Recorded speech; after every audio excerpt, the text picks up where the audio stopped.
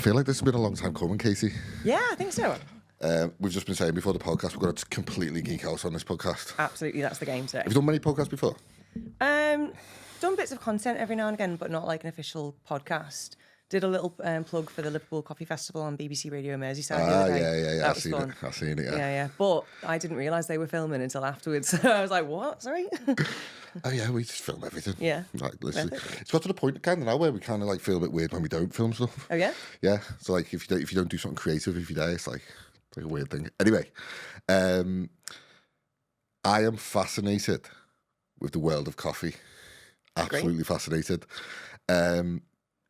It seems like, I know coffee's always been popular, but it seems like in this like climate now, never has there been more like alternate, cool, quirky coffee places, coffee roaster places, all them sort of like non sort of franchised, like big conglomerate style coffee shops are popping up everywhere, and I think it's just a cool thing. And Crosby Coffee seems to just be popping up everywhere. So fill me in on all things Katy and Crosby Coffee. So you are right. Like, there's a real spike in like what we call the specialty market these days. Yeah. So what we had previously, when it was like just a thing that was very popular, but usually like monopolized by those franchisee kind of like corporate conglomerates that you're talking about, that was what we call commodity coffee. So it's kind of like not as great quality, not very traceable, but loads of it kind of thing. And what has been like really creeping up in terms of popularity now is the specialty market. So specialty is a legal term for the quality grade that people put on it. So at origin countries, there'll be these people called Q graders, and they will taste the coffee and kind of score it out of 100. Wow. And for it to be called specialty, it has to grade 80 out of 100. So it's that kind of like real top tier stuff that's starting to really take hold, and people are getting more and more interested in. And the more people find out about it, the more different things they want to do with it, and they want to kind of get involved in a way and maybe open their own thing. Or, as I mentioned before the podcast started, a lot of like successful coffee businesses that hadn't been like roasting their own coffee or maybe even sourcing their own coffee are starting to get more and more involved in that. So it's like this connection between end consumer and origin partner, like the people who actually grow and produce the coffee, is getting smaller and smaller kind of thing, because people are just nerding out a bit more about it. And people have realised, oh my goodness, there's actually really, really good stuff. I don't have to put like syrup and 9,000 sugars in. Like, you know, I can actually drink a coffee and enjoy it without getting diabetes. So kind of thing, that's really starting to spike. 100%. I've always thought that about like a load of franchises. Like if you look at like McDonald's or Nando's or Costa or Starbucks, whatever the big thing is, or if it's coffee or food or whatever, they kind of, and I've thought about it with this content room as well, like if you franchised the content room, you want them all to kind of look and feel the same. So if you go to like a Nando's, for example, they all look the same, or if you go to a McDonald's, they all look the same, even if they're in different locations. But the food actually looks the same as well. Like if you buy like some chicken nuggets or like a little like sort of like some starters, and they all physically look the same. Yeah, that homogenisation is kind of like, again, very much more associated with the commodity market. So you like sucking quality out and putting just volume up, essentially. Kind of, and as you say, like that kind of like standard, you know what you're getting when you walk into one of these franchises or chain shops kind of thing. And that trend is like hugely important in coffee, because what a lot of people will like associate with the taste of coffee is that kind of like whack, like absolute like bitter in your face espresso taste. And that is both a product of the species of coffee that those people are using and the roast style. So the species of coffee like more associated with, you're laughing at me because I'm getting full on nerdy straight away, aren't you? I love it. No, seriously, like I'm like seriously down the rabbit hole with this stuff now. Also, well, buckle in. So with the commodity market, as I say, the quality is like a bit lower. So they'll more likely than not be using a species of coffee called Robusta. That's a really high yield crop. It's very, very abundant, which means it's really cheap, but it doesn't taste particularly good. There's just starting to creep in a couple of Robustas that reach specialty grade, but majority of them won't, because they grow too fast kind of thing, and they don't develop much in the way of like complex flavour. So what does it take to get to that sort of high level grade of 80 or above? High terrain usually. kind of thing. Like Robusta tends to grow at low altitudes, which is it's warmer kind of thing. That's why it grows so much faster, like in a greenhouse. Whereas the higher up you go, like meters above sea level, the more slowly the cherry develops, and it creates a lot more naturally occurring sugars and very complex flavour profiles. But there's also a lot of work goes in from the farmers at the first level kind of thing. So they'll tend to work with like agronomists and stuff like that. They'll come in and help them sort of like get higher yielding crops so that they're not wasting as much land and just nicer tasting coffee. And then that goes into the producers who sort of like will process the coffee. Sometimes that will be the farmer, but not generally. And there's all sorts of different sort of like new and spectacular production methods. A really popular one at the minute is co-fermentation. So all coffee goes through a little period of fermentation, usually about 12 hours minimum. And people have started putting other stuff in there kind of thing. So they've got these like big tanks kind of like hermetically sealed. And Crosby Coffee have just got a co-ferment with peach flesh. So as the coffee's fermenting, they throw some peach in there kind of thing, and it takes on that taste of the peach kind of thing. So it's almost like a Solero and a coffee had a baby. It's really nuts. And some people, it's quite divisive. A Solero and a coffee honestly, had a baby. it's crazy. Like even when you grind it and you walk through the shop, you just like, smells like the body shop in here. What's going on? That is amazing. That is amazing. It is really cool what they're starting to do. So, see, is it like, how I imagine it, and correct me if I'm wrong, I don't actually know. So this is me geeking out. Go for it. Is it like sort of how wine is produced in the sense that like there's like regions that have like different like sort of flavorings and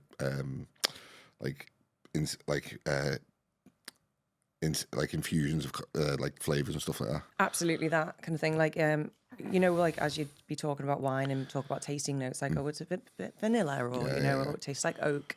You haven't dipped a tree in there or anything like that to make it taste like oak. That's just how it inherently tastes, kind of thing. So that's exactly the same in the coffee world, kind of things. And even some people will ring up the roastery and say, "Oh, I'm lactose intolerant. It says milk chocolate on the bag." And I'm like, no, we just think it tastes a bit like milk chocolate.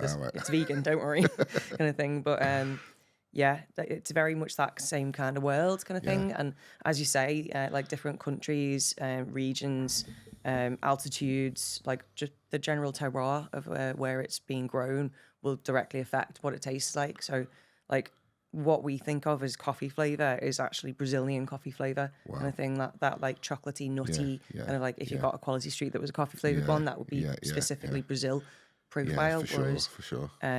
In Kenya, the coffee can taste like blackcurrant. Like in Tanzania, it can taste a bit like peach without the peach and infusion in it. Every kind of like area has its own trends that you can generally expect, but even then, with farmers getting cleverer, those are starting to be a bit more surprising and stuff like that. Like some of the Brazilian coffees will taste like plum, for example. Really? That's amazing. It's really exciting. It's the best part of the job, getting to try all the different coffees. Yeah. Well, once upon a time, I looked into becoming a wine sommelier. Nice. Yeah, which was like totally like random thing. And as I sort of like got into it a little bit and started like, well, basically when I'm not going to be rude and ask how old you are. When I was young, when I tasted wine, it was almost like that, and even beer, like it was like that weird, like sort of taste. And then as you get a bit older, you acquire that taste a little bit. So as I acquired the taste of like red wines, I really started enjoying red wine. And I was, as I got older, I was drinking less and less. Just for context, I'm 40 for anyone watching this. Snap. And I started like acquiring this. So I started like drinking less alcohol, but like just drinking like the odd glass of red with a steak or whatever, or whatever it was. And so I started looking into it, and I found out that to become a wine sommelier is like really hard, like a really hard thing to do. So essentially, what you've got to do is you've got to cleanse your palate for essentially like however long it takes for you to acquire the senses to be able to like pick out a flavour of grape from a certain region in a wine at a random like blind taste test. And to do that, you've got to like not eat like any herbs and spices, add any sort of flavourings in food, anything like that for months and months and months. To like essentially you be able to sort of got to smell it and just be able to pick like that's a grape from Brazil in this wine, or that's a Bordeaux, a Chateau Bordeaux, whatever it is. 1965. Yeah. And you've also got to basically just like name it. And I'm too much of a foodie, but I couldn't like. You didn't want to cleanse that palate. No, I didn't want to cleanse it that much. Yeah. But it got me fascinated with it, and then I kind of drank more coffee as the baby got me more tired and stuff. So that's how I kind of got into that. But it's fascinating, that world that you're exposed to. Have you been in that like your whole life, or is it like something that you've kind of grew into? I kind of fell down the specialty rabbit hole maybe 8 years ago. Were you kind of fed up, just as like an intuitive question on that, were you kind of like fed up with drinking like the instant coffees and stuff, so you kind of were seeking out like more specialty coffee? To be honest, it was very accidental. Like really? I started in hospitality 22 years ago, like just working in like pretty dodgy what called themselves wine bars and stuff like that. And I got thrown at the cappuccino machine, as the guy called it, and like I kind of was just doing it alongside other studies and things like that for quite a while. Wine bars.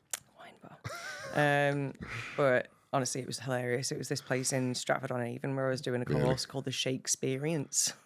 Top tier name. Whoever came up with that name deserves an award. No, well, maybe smack on the head with the award. Yeah, you never know. It could reach that person. This podcast, you never know. You do, if you're out there. Yeah. Well, no, I kind of like was just making coffee because it was a day shift, and it was something that was like quite enjoyable, quite social.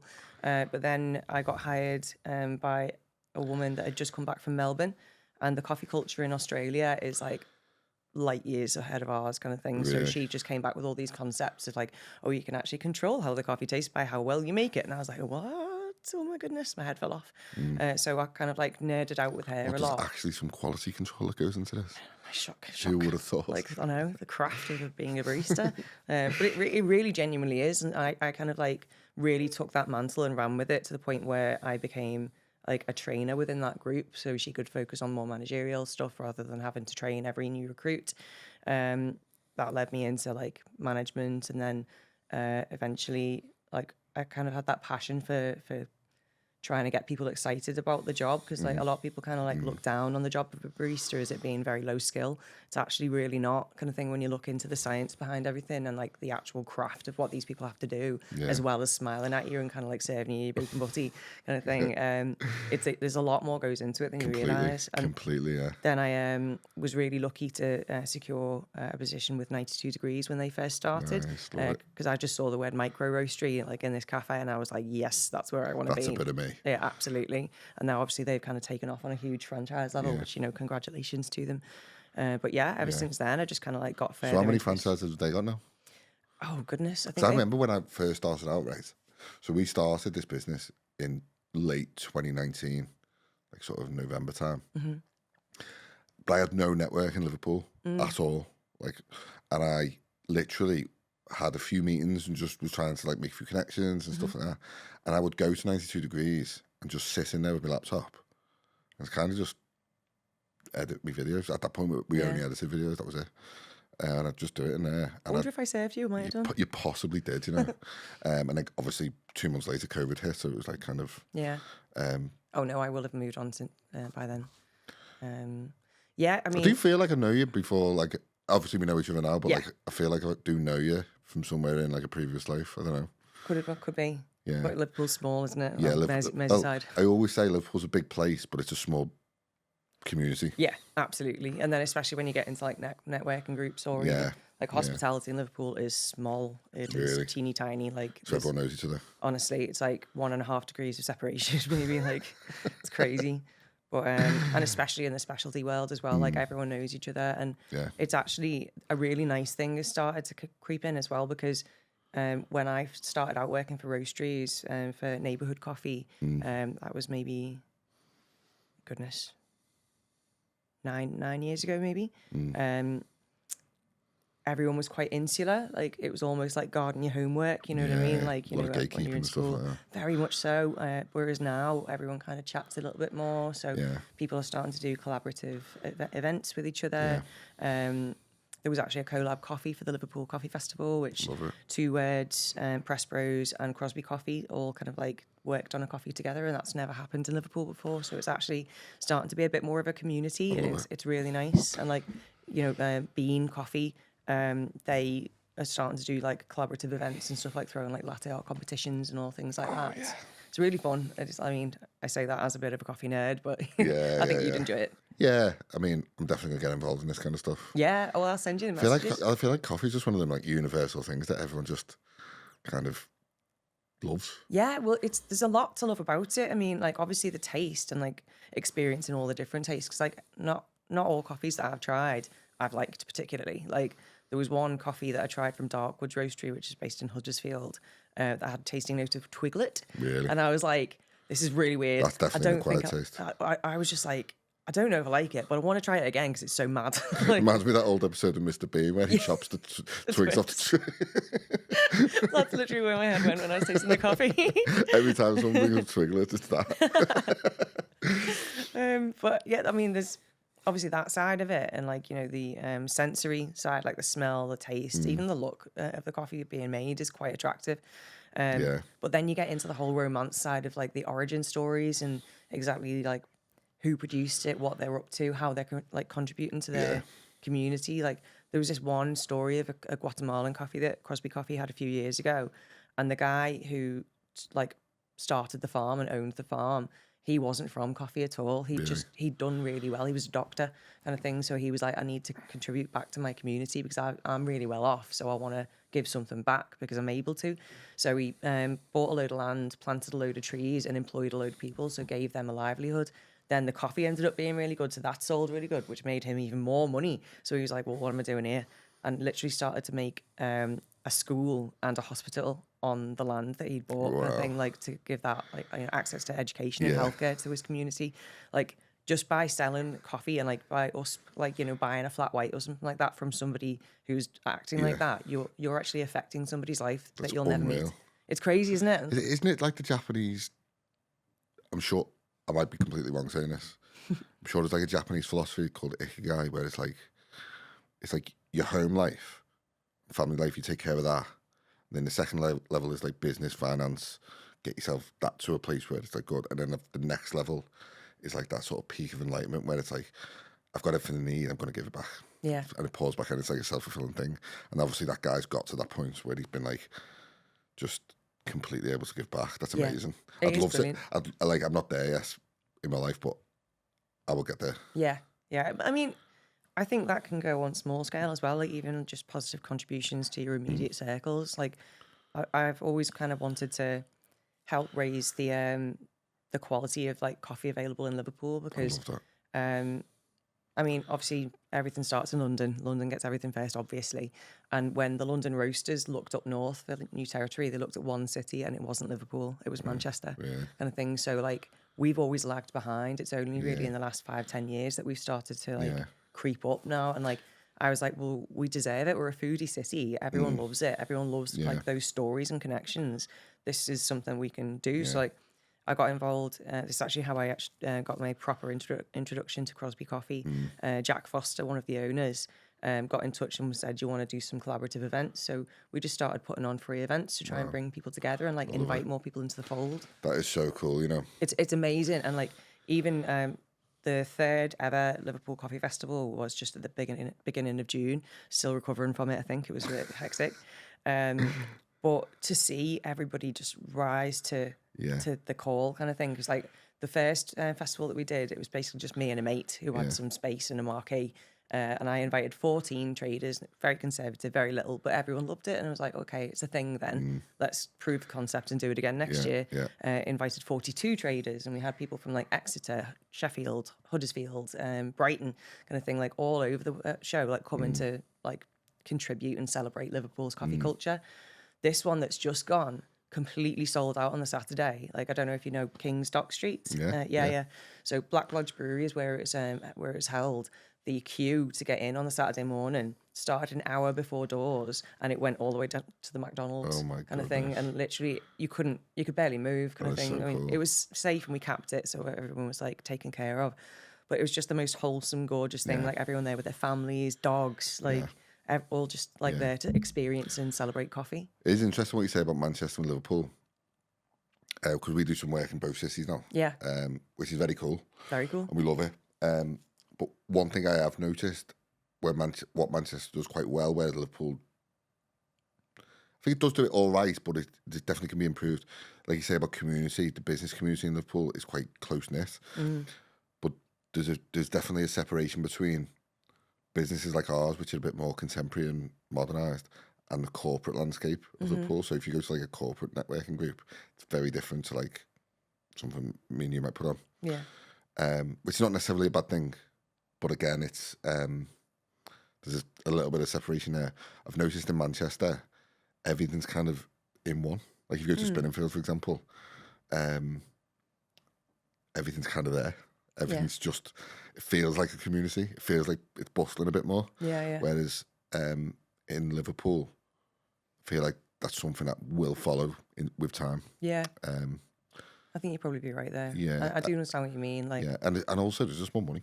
There's just more money in Manchester, which is a shame. So maybe there's something in there, but I think that comes down to businesses like ours to bridge that gap, because with this rise of like digitalization, AI, all that kind of stuff, I've got a feeling actually that it is businesses like that are on the ground doing good work, doing events, doing stuff like that is going to be absolutely mega. I went down this like real rabbit hole, like because I was doing some work with the BIPC across the Liverpool City Region. 78,000 businesses across the Liverpool City Region alone. Wow. I was like, wow, that's a lot of businesses. Yeah. And like, if you counted up like all the networking groups and all the events that you'd ever go to, you might get a couple of hundred individual people there across all of them. Being generous, really. Like, you know, if you go to an event in the city tomorrow and then one on Friday, you might see the same sort of people. So there's a lot of businesses that don't get involved in these communities. And then I looked on the Wirral, and I went to Wirral Chamber, I went to the council, I done a bit of AI stuff, like just researching it. There's 11,000 businesses on the Wirral alone. Now the Wirral is a really interesting place because it's not like Liverpool. They don't, for some reason, like businesses on the Wirral do not collaborate with each other. They just don't. Whereas I feel like that's getting a bit more, people do collaborate in Liverpool. I think it's starting to happen more and more, like across sectors, kind of thing. Like it's definitely starting to happen in coffee, which is really lovely, kind of thing. Because you win more. You will get so much more will be generated through collaboration, I think. Yeah, we were having this discussion in one of the panel talks at the festival. In fact, it was John from Bean, who top guy, really nice fella. He was talking about everyone's fighting over the same slice of the pie instead of focusing on growing the pie, kind of thing. Like there's enough for us all, really, kind of thing. And as you say, more and more indies are popping up, like different venues, not even necessarily only coffee shops, like people who just want to get involved in specialty coffee. There's enough for us all. And even if there was like a potential like prospect that I knew wasn't a right fit for Crosby, I'd maybe recommend one of the other roasters, and I'm like, I think this is more your style, kind of thing. Like if maybe it's not something that we can help you with, but this person can, kind of thing. And like that, those contacts and like knowing the people to speak to and knowing how and you get it back. You do get it back. Yeah. And like, you know, being nice just gets nice things like to you. There's a universal law of reciprocity that should not be underestimated.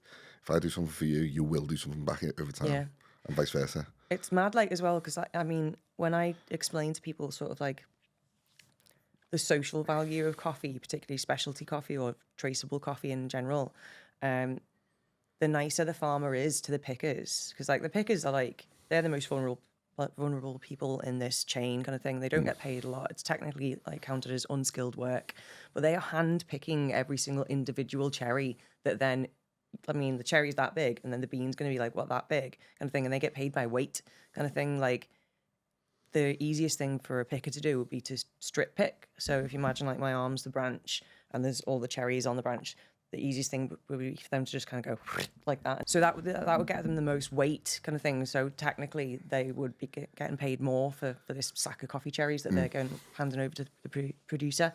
But it won't achieve a high cup score, like in terms of getting that like above 80 out of 100 from the Q graders, because it'll be really uneven. And unfortunately, all the cherries don't necessarily ripen at the same time, so you have to individually pick each one. There's even some people who have little bands on, like those charity bands that you can get with a specific colour red, and the farmer will be like, you don't pick the cherry until it's that red, kind of thing. So they have to like do sweeps and sweeps of the same land essentially until they get an even lot, kind of thing. Which sounds very time consuming. Very time consuming, and like up a mountain as well, because like that tends to be on slopes or valleys and things. So these pickers have to work really, really hard, but they're not going to do it the nice way that the farmer wants them to unless the farmer does something to incentivize them. So like, again, with that giving back to the communities, a lot of farmers will house their pickers and their pickers' families during the harvest season. They'll give like free childcare to them, maybe access to education or healthcare, kind of thing like that. The nicer they are, the better a job the picker's going to do, the more money they'll get for that coffee, kind of thing, and the more money we'll give them for that coffee, kind of thing. So being nice actually makes you more money. Who would have thought helping people was the way to be successful? Honestly, that'll make you the bank. I know. As me, just thinking it was just pure greed and capitalism. Well, there is that as well. Yeah, but like that's why it's so important to kind of know who you're in bed with, essentially. Like, oh yeah, for this 100%. I was battled with the question of like, well, going too off topic, like when's enough enough? Do you know what I mean? Like I'm in a business. We need to make money. We need to do a good job. We need to help people. We need to do it the right way with models and all that kind of stuff. But what's the point where, like, you reach that point of contentment where I'm not thriving to get more out of it? Yeah. You're not squeezing more juice out of the lemon. Yeah. It's like you see some like millionaires and people accruing hundreds of millions of pounds. It's like, what is the point where like enough's enough? My brain stops working when numbers get that high. Like I don't really understand. I can't really comprehend like what more are you getting out of it? Having like beyond the point where you can give back to your community in a really good way. And I was speaking to Sam Logan, a really good friend of mine, on the podcast last week. Really good guy, very noble, God-fearing man, and all that. And he was talking about. Or we were talking about like mastering your own kingdom. So going back to like when we started the business, I was kind of like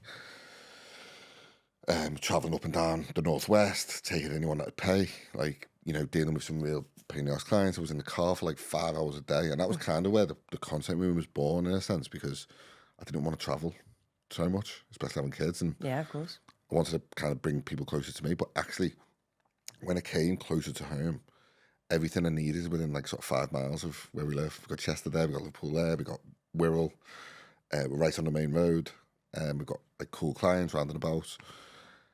So when I brought it closer to home, I'm able to pick the kids up from school. Things like Mavis, our next door neighbour, but one like old lady now. Mavis, I see she's still driving, she's still going. Like lovely woman.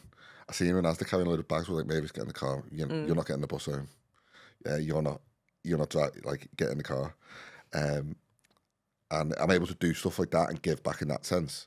Just like you say, like micro contributions. But I wouldn't be able to do that if I was trying to be this big sort of capital corporation sort taking of thing. over the world. Yeah. So I'm an old Guy Ritchie movie fan. It don't really make movies like it's more like movies like that get made into box sets now. But them old Guy Ritchie films. I was listening to him on a podcast a while ago, and he was saying like you got to be the master of your own kingdom, and the master of my own kingdom's like within 5 miles. 5 miles, yeah. I don't have to go to London. I don't have to go to.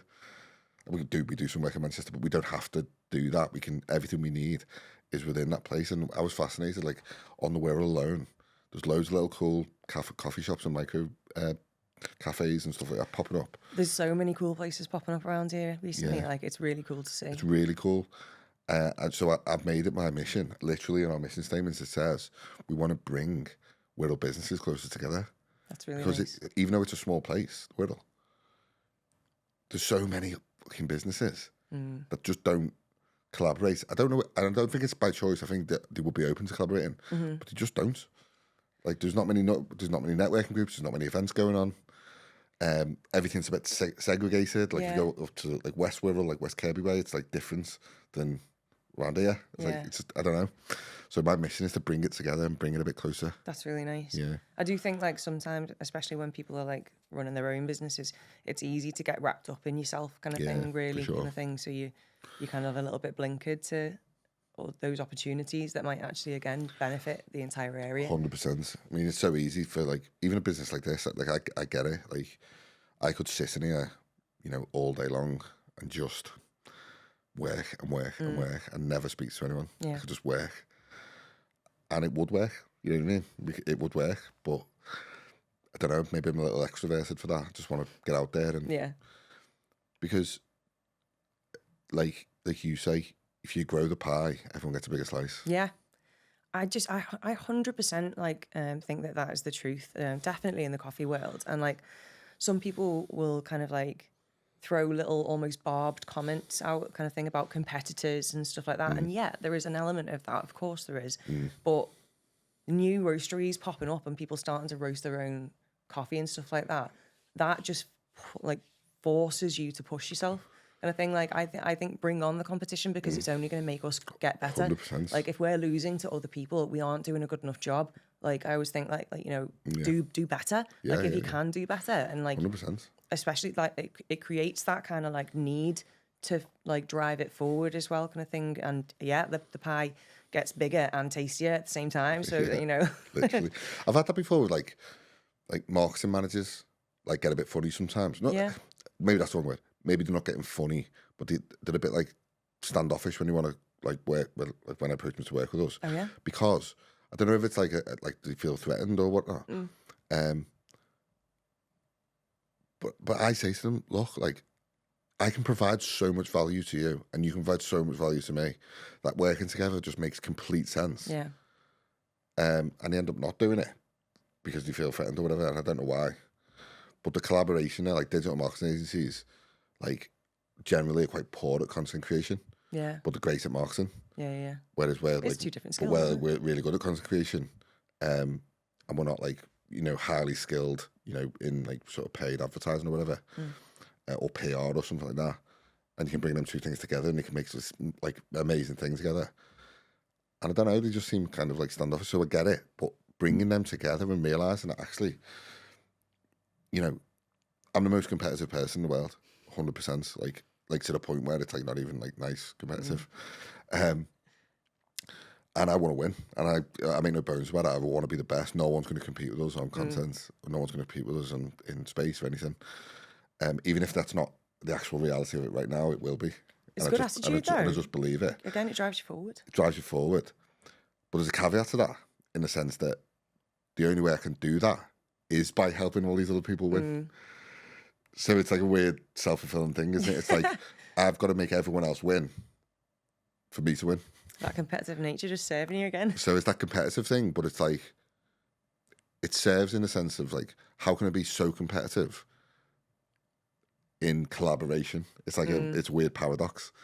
Yeah. Because if I've got a client roster of say 20, 30 clients, and I can get all them winning, in theory, that could threaten my business, because if it's a digital marketing agency or a marketing company, Yeah. they could in theory do what I do. But that doesn't serve anyone. Yeah. You know what I And mean? again, that It's like a weird paradox. limits your own opportunities as well, kind of thing. 100%. Like, I mean, I think that is the big thing. Like, the more connections you make and the more energy you pour out, like, you do open doors that wouldn't necessarily be opened. For sure. I think there's something to be said as well about like you're just doing like random stuff, like going to a networking meeting where you don't know anyone, or taking a Zoom call when you don't really know who they are. Yeah. Just doing random stuff, like them opportunities sometimes it leads to nothing, but sometimes it can open like massive opportunities for people. Massive, and you never know what which one of those opportunities is gonna. Imagine this podcast got 100 downloads, just 100, and you think, oh fucking hell, I've only got 100 downloads. But actually, one of them 100 people could change your business forever. Yeah. Well, I mean, a great one. I subbed in for Adam another time at Box. Shout out to Adam. Shout out to Adam, top fella. Absolute legend. And that introduced me to a guy. Also loves a coffee. Oh, well, Does he love a coffee? No, he doesn't drink hot drinks. Oh, no. Yeah. Because I keep on going, oh, I'll have to thank you with a bag of coffee. And he's like, that's all right. Yeah, Don't worry about it. But yeah, he connected me to a guy that I'm not sure how he knows him.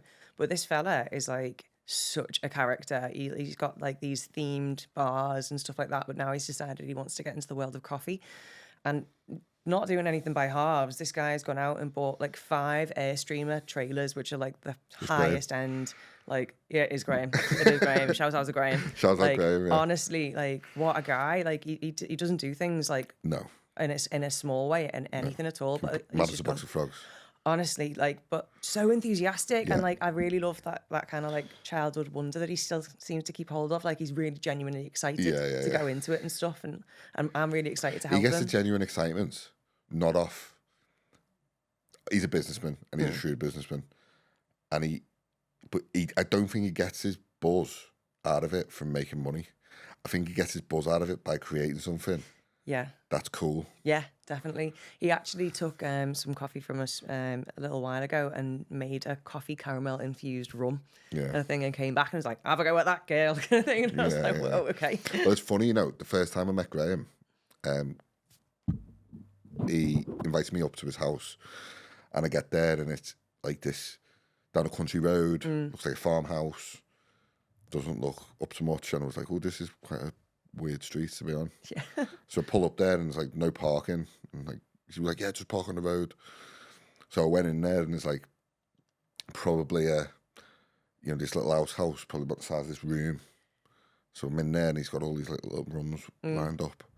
He's like, yeah, I'm going to make a coffee rum, and he's got this barrel of, I think it was like gin or rum or something, but it was like just there. It was like, that's worth X amount. So I was like, wow, that's amazing. And then all the infusions he's growing in his own field. Crazy. And he just loves that. He just loves that aspect of it. Yeah. You can tell and he doesn't, even though he's a very wealthy man, he doesn't talk about money that much. But that energy that he's got around just creating something cool. Yeah. I'm excited for his coffee side of the business to really kick off. It's been like quite a slow process. Well, he's just bought the trailer, and he bought 5. The small one is fucking massive. Yeah, like I went over to his house to look at the trailer, and like he just wanted me to like give it a once over, because like power stuff with like mobile coffee businesses can be tricky sometimes. But honestly, he's just gone at it, and like he What did you think of the trailer? It was amazing. Yeah. Like, I took a picture and showed it to my boss, and I was like, he's got 5 of them. And he was like, joking, it's crazy. Yeah. Like, but again, like that enthusiasm and sort of like, I mean, you knew exactly who I was talking about when I brought that up then, because like he leaves a lasting impression. 100%. And he puts out that positive energy that like generates that buzz and makes people kind of like think of him. So, yeah, he's a good guy. He's a good guy. He's I think he's one of them people that like, whatever he does, he'll land on his feet with it. Yeah, because he doesn't do it by halves. Yeah, he's not dipping his toe. Yeah, and he'll throw money in it. But like them trailers are just unreal, and like I actually thought to you when I went in it, I was like, wow, this is cool. It's amazing. He's gonna do well, and like pitches outside of the train stations and stuff. I said you could just go to like Crosby Beach on a Saturday morning at like 9 o'clock to like 4:30 in the afternoon, and just park up. Sefton Council will get you. Yeah, that's true. Even though he does have some licenses for just road. He's got some really good pitches on the Wirral already in place, kind of things. As I say, like train stations and stuff, and his bars. I mean, he can go on to like West Kirby fronts and just start serving with his licenses. He can go on to New Brighton. I don't know about that side of it, like Crosby Formby way. But he could be doing hundreds of cups of coffee a day there. Yeah, absolutely. I mean, you've basically got like a captive market in places like that, and even at events. I mean, quite a while ago, my partner had a vegan catering business, like a mobile vegan catering thing, and I'd jump on and help him like on events or weekends or whatever. And we did lymph one year, and that was not a food eating crowd. That was very much like I'm drinking lots of water crowd. But the coffee van, like, because we barely broke even kind of thing for the whole weekend. The coffee van made their money back by 10:30 in the morning, kind of thing. Yeah, they just absolutely had a queue and just rinsed it the whole weekend. Like, unreal. So if he was to rock up at something like that, or like Oh Yay or something, he'd do so well. Yeah, I think. Yeah, it's true, isn't it? So if someone has watched this podcast and you've whetted their appetite coffee-wise, what's a coffee that you would just kind of, might not be kind of available everywhere, but like you'd just highly recommend for people to go try? One of you to pick out, or even put you on the spot with that? It's tough because it's like so subjective kind of thing. Like there is definitely like always going to be a home for those really traditional flavour So profiles. if I said to you now, Katy, tell me which one I need to just go and get now, which one would it be? Well, I'd look for specialty grade. Yeah. So make sure that that's on the label because they can't say that if it's not true, otherwise they get sued. I personally really love a West African coffee kind of thing. So like Nice. Ethiopian coffee is probably my favourite, or Kenyan kind of thing. They tend to be on the fruity or floral side. So it's, if you want to try something really, really different, I'd probably go for something African. If you're after something just very traditional, then I'd go Central American kind of thing. But again, just if it says the name of the farm or the name of the region and stuff like that, and even like a cup score, some bags will have that on. If it's 80 and above, you're guaranteed to get something that's going to taste really nice. But yeah, I'd just kind of look for something specialty grade, locally roasted for preference kind of thing, because then you can actually get in contact with them quite easily. And like, we love getting emails from people who ask about the coffee and want to learn more, and like we'll give them whatever information they want. But yeah, if you're after something traditional, Brazil is your friend, Central American is your friend, but that might have a bit more citrus going on. So a nice little Guatemalan number maybe. Guatemalan number. But yeah, if you want something quite crazy, either a West African, so Kenya, Ethiopia, Rwanda, all of those kind of going to give something quite different. Or if you want something really wild, anything that says co-ferment on it, that'll taste really strange. Like you can get coffee fermented with mint. Can't say it was for me, but it was an experience.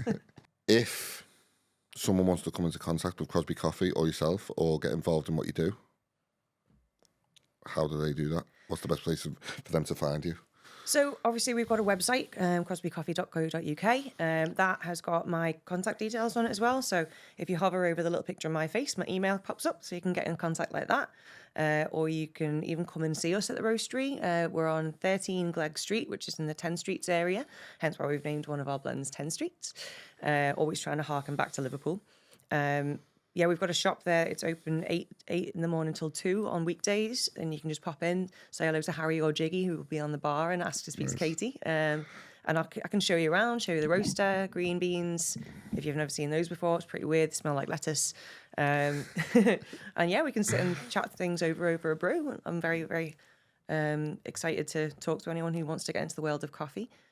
We run public courses at the weekend as well. So if that's something you wanted to develop, we've got sensory courses, latte art courses, espresso and milk courses, like a lot of different things to kind of like either suit someone who wants to get into it professionally or suit the home user, I think. But yeah, if you go to the website, you can pretty much find what you need.